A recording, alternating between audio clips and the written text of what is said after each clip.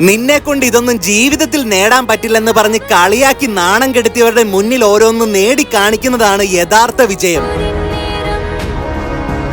നിങ്ങൾ ലൈഫിൽ ഒരുപാട് സ്ട്രഗിൾ ചെയ്തിട്ടുണ്ടോ? അപമാനവും കുറ്റപ്പെടുത്തലും കളിയാക്കലൊക്കെ ഏറ്റുവാങ്ങിയിട്ടുണ്ടോ? എങ്കിൽ സങ്കടപ്പെടരുത്. കുറച്ച് നിമിഷങ്ങൾ വെയിറ്റ് ചെയ്തോ.